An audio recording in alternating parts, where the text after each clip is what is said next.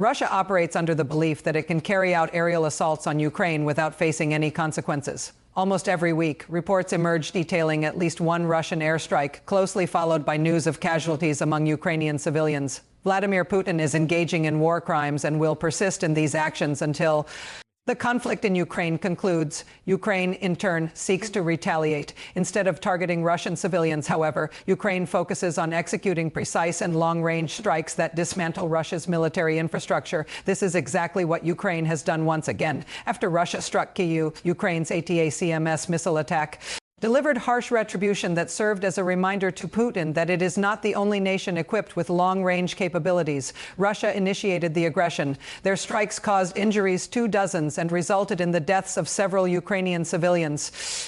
On November 14th, multiple news outlets, including Al Jazeera, reported a significant Russian air assault on Kyiv, which resulted in enough devastation that over 40 civilians required rescue from the debris. Sadly, not all managed to escape unharmed. At the time of Al Jazeera's report, at least 6 individuals were confirmed dead, with over 30 more suffering injuries from the Russian offensive. DW noted that although this strike was not the largest Russia has carried out during the war, it was still considerable in scale. More than 430 drones, coupled with 18 missiles, were launched at Kyiv in an attack that Ukraine's President Volodymyr Zelensky labeled as deliberately calculated to inflict maximum damage to civilians and infrastructure. Zelensky elaborated on the targets hit by Russia's drones and missiles, describing it as a vicious attack. As of now, we know of dozens of injured, including children and a pregnant woman. He also remarked, in Kyiv alone, several apartment buildings have sustained damage, and the debris from an Iskander missile struck the Azerbaijani embassy. Russia cannot claim any of these structures as military objectives. It has killed civilians and even harmed the embassy of a nation uninvolved in the conflict. Zelensky concluded his message on X by issuing a warning to Russia while reaching out to Ukraine's Western allies. Ukraine is retaliating against these assaults with long-range power, and the international community must halt these attacks on lives with sanctions.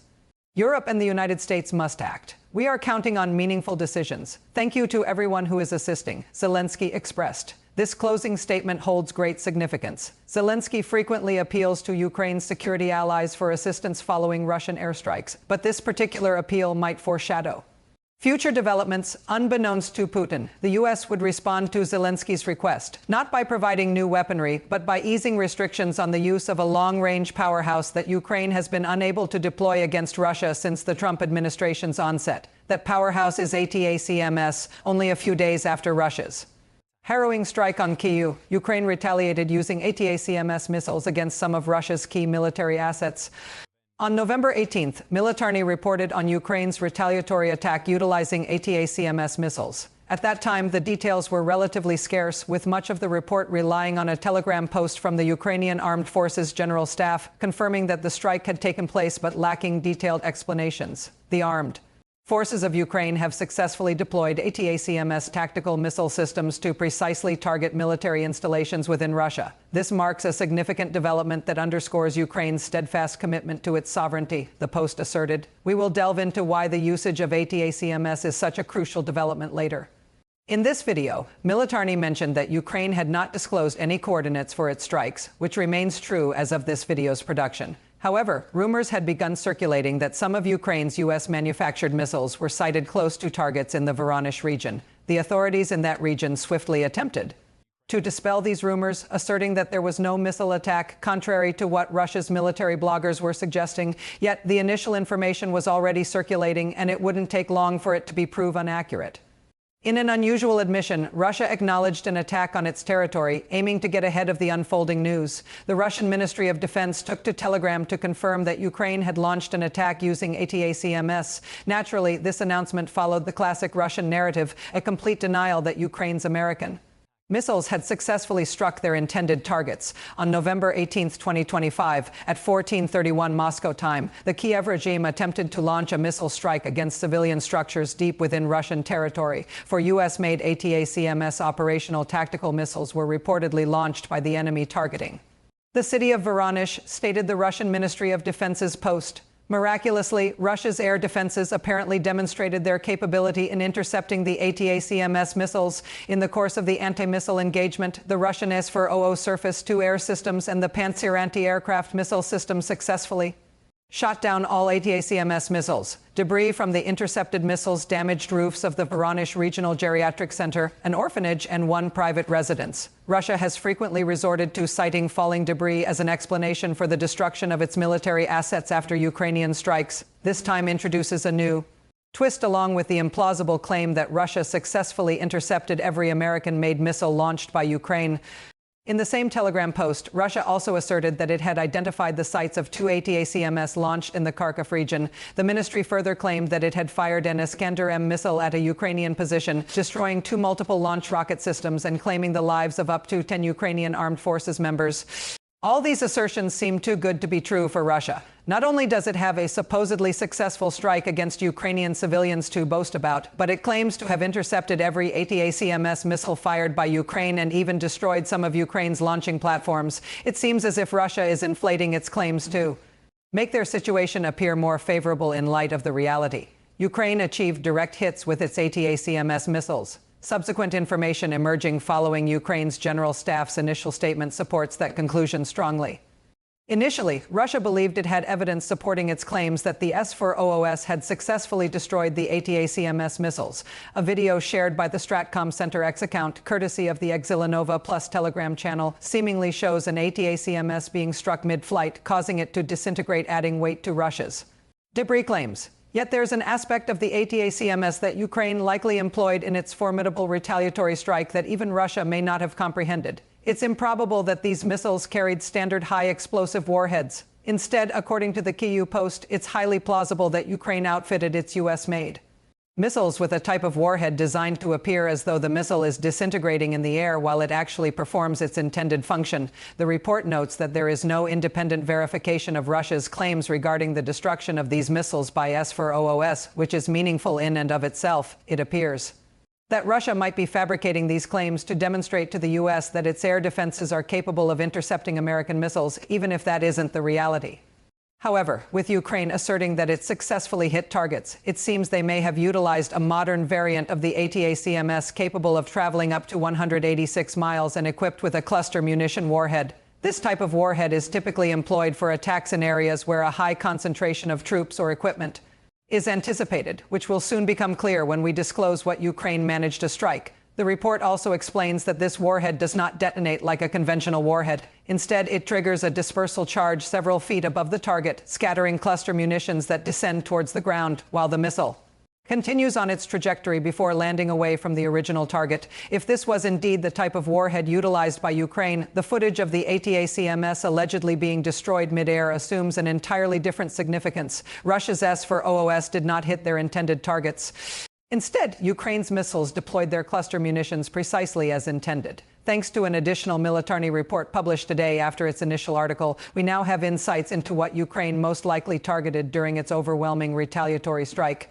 Confirming earlier rumors, it seems at least some of Ukraine's ATACMS missiles impacted the Baltimore military airfield located within the Voronezh region. The Cyberbarashno Telegram channel stated as such in a post after interviewing several eyewitnesses. Another target was Baltimore, where in one video we can see 4 smoke trails formed by the ATACMS cluster missile right at the moment of its successful warhead deployment over the target, the channel stated on November 19th. But that's not the entirety of it. Ukraine's U.S.-made missiles also seemingly unleashed their lethal cluster munitions over the Poganovo training ground, an area where numerous Russian military personnel are concentrated. Earlier, we noted that the use of cluster warheads by Ukraine would be justified once we revealed the targets. This is why a high-explosive warhead might create a crater and potentially eliminate a structure or two. However, a warhead loaded with cluster munitions would disperse explosive power across a training ground where Russian soldiers were likely stationed. There are also reports indicating that ATACMS were observed flying over the Belgorod border region, although it does not seem many were directly targeting that area. Instead, Ukraine might have been exploiting weak air defenses and safe aerial routes above Belgorod to strike its real targets. This indicates that Ukraine's fierce retaliatory attack tells a dual narrative. Russia insists that Ukraine didn't hit any targets and that every ATACMS missile was intercepted by S-400 defense systems, an impressive assertion considering the ongoing conflict has demonstrated that the effectiveness of S-400 systems falls short of Russia's claims. Nonetheless, that is The position Russia is standing by. Conversely, Ukraine maintains that it achieved direct hits, supported by both the likelihood that cluster munitions were employed and subsequent analyses by independent telegram channels that identified the locations targeted by Ukraine if Ukraine's ATACMS had not successfully struck their targets. These locations would not have been known.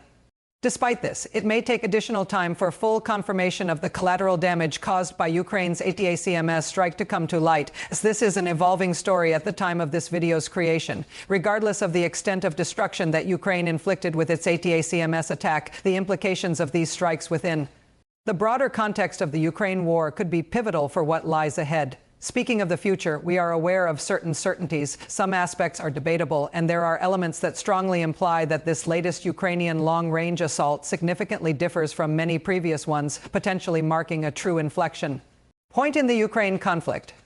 Let's begin with what we know for certain. Ukraine's retaliatory strike will not deter Russia from continuing to launch drones and missiles aimed at Ukraine's cities. This is assured as Russia has once again targeted Ukraine in the aftermath of the brutal ATACMS counterstrike. On November 19th, Reuters reported that a horrific Russian aerial bombardment involving 476 drones and 48 missiles occurred, intended to strike Ukraine's energy infrastructure ahead of an undoubtedly frigid winter. These projectiles also impacted residential buildings, leading to casualties on a scale seldom witnessed since the inception of the Ukraine war. The Russian assault targeted Ternopil, a Ukrainian city in the west, resulting in the deaths of at least 25 individuals, according to current reports. Around 80 other persons have been injured, with most casualties attributed to a Russian missile obliterating the upper floors of a residential structure. Al Jazeera also covered this airstrike, noting that children are among the injured. It has now updated the injury count to nearly 100, stating that the attack coincided with Zelensky's arrival in Turkey for another round of discussions aimed at resolving the conflict.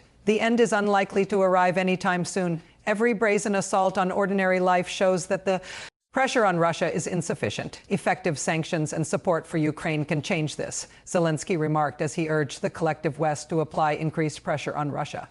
Sadly, the previous strike that provoked Ukraine's ATACMS retaliation and the recent one are not anomalies. Such high-intensity attacks have become routine for Russia in recent months. The Kyiv Independent corroborates this with data indicating that between October 1st and November 18th, Russia launched a staggering 8,000 drones and 359 missiles at Ukraine. Although Ukraine has been performing well in defending against Russia's drones, achieving an interception rate of roughly 80% in that respect, November has seen a decline in its missile interception rate, only managing to intercept 27% of Russian missiles, lower than its usual success rate. Russia will continue its assault on Ukraine using drones and missiles, and that much is certain. What remains uncertain, however, is how frequently Ukraine will be able to execute revenge strikes employing ATACMS missiles. In its analysis of the ATACMS strike, the war zone pointed out that the exact quantity of ATACMS missiles remaining in Ukraine's inventory is unknown. Although Kyiv claims it plans to continue using ATACMS, just how many it has left remains shrouded in mystery.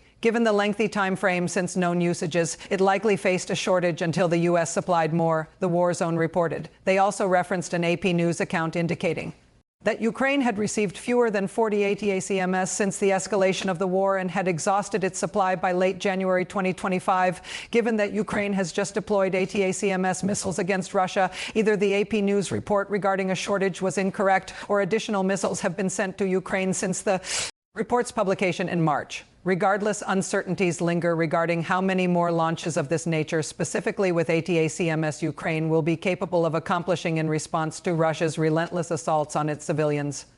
The war zone has been unable to confirm the reported figure of 40 ATACMS initially attributed to Ukraine by AP News, indicating that the current U.S. inventory is estimated to be in the low thousands. This limitation could account for why Ukraine received so few ATACMS. The U.S. appears hesitant to deplete its ATACMS stockpiles by exporting them to another nation. Nevertheless, this caution may diminish now that the U.S. Army has begun to receive new precision strike missiles. Viewed by some as a successor to the ATACMS, initial batch was delivered in December 2023. It's conceivable that each subsequent delivery will permit the release of additional ATACMS for shipment to Ukraine. All of this is predicated on the assumption that the U.S. will cooperate with Ukraine regarding ATACMS, which brings us back to the important development mentioned earlier that could signify a true turning point in Ukraine's conflict with Russia. Simply put, Putin likely never anticipated Ukraine would deploy such missiles to target Russian territory. The reason behind this assumption is that ever since Donald Trump embarked on his second presidential term, the U.S. seemingly imposed a de facto restriction on Ukraine utilizing ATACMS against Russia. In August, the Wall Street Journal revealed a newly established approval framework for the deployment of ATACMS. These missiles were not explicitly prohibited, according to that report. However, it was conveyed that Ukraine would be required to seek permission before each potential use, navigating several procedural hurdles to secure that approval. One of those requirements was final clearance from U.S. Secretary of Defense Pete Hegseth, which Ukraine had yet to achieve as of August. In other words, Ukraine had not utilized a single ATACMS missile against Russian soil since Trump's administration began. The situation drastically changed on November 18th. The usage of these missiles against Russia by Ukraine must imply that the U.S. granted the necessary permission. Whether this approval was limited to a single strike or if it allows Ukraine to fire ATACMS at their discretion remains uncertain. Nevertheless, what is evident is that this marks not just an effective operation employing U.S.-made missiles, but also a historic first since 2025. Trump has increasingly shown signs of distancing himself from Putin in the last couple of months. Hints that ATACMS usage against Russia could again be permitted emerged in September when Zelensky claimed that Trump had expressed openness to lifting restrictions on Ukraine's missile operations. Trump neither confirmed nor denied this conversation occurred. However, subsequent months revealed an American president growing increasingly exasperated with Putin. Following the cancellation of a proposed meeting with Putin in Hungary, Trump declared that he no longer wanted to partake in unproductive conversations. Just days later, Trump remarked, "Every time I speak to Vladimir, I have good discussions, but they lead to nothing." Since then, the U.S. has enacted new sanctions targeting two of Russia's largest oil entities. This decisive move, which Trump had long threatened, serves as a clear indication of his shift from mere rhetoric to concrete actions in dealing with Putin. As highlighted by the Kyiv Post, November 18th also saw news of the U.S. approving a significant sale of $105 million worth of equipment related to the maintenance of the Patriot air defense system. It's increasingly evident that the U.S. under Trump is now fully backing Ukraine, the deployment of ATACMS missiles aimed at Russia for the first time since Trump took office underscores this development. Although we remain uncertain about the remaining number of these missiles or whether the U.S. will supply more, Putin has received an unmistakable message. The U.S. is solidly supporting Ukraine, and Trump is no longer willing to permit Russia's president to manipulate negotiations that he has no serious intention of honoring. The sight of ATACMS missiles soaring through the skies over Russia is a clear indicator that the U.S. is finished playing games with Putin. President Trump has finally expressed approval of U.S. lawmakers progressing legislation that could severely impact the Russian economy. The U.S. has dealt a significant blow to Putin, and you can discover the details if you watch our video. If you found this informative, don't forget to subscribe to the Military Show for more coverage on Ukraine's long-range strikes targeting Russian territory.